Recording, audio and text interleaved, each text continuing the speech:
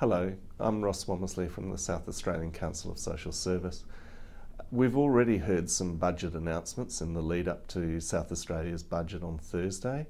Particularly, the government has made a big thing of investments in hospitals, which are coming through, and they're talking about hundreds of millions of dollars in infrastructure spends. One of the things that we'll be very keen to see is if these measures are complemented by measures that actually work at funding services that keep people out of the hospital system in the first place. The other big announcement that came through a little while ago was investments in an energy plan. So $550 million that the state government were intending to spend. We know that in South Australia we pay some of the highest prices for our electricity in the nation. We have very high rates of disconnection.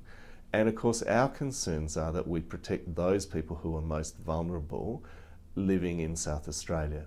We believe that the most important thing for this budget to carry with in order to do that will be to move from a flat rate concession to a concession that is made up as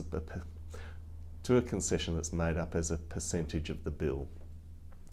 Naturally, we're also going to be interested in trying to understand how the government intends to pay for these activities and investments, and for a long period of time SACOSS has argued that without good access to revenue, our governments run the risk of ensuring or not being able to provide the services we as a community want. We'll be looking carefully at whether or not there are new tax measures or revised tax measures that improve the fairness in the system and provide the government with the funding that it requires to be able to deliver the services we all want as a community.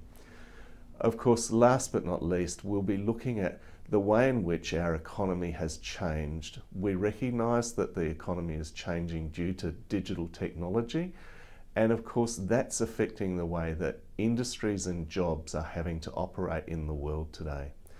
It means for us that we need a population that's well orchestrated, has the capacity, has the means and the access in order to be interacting digitally in the world into the future, and there's where the opportunities lie. We'll be hoping that the state government announces some serious investments that look at capitalising on the digital future and ensuring that our state is well positioned into the future.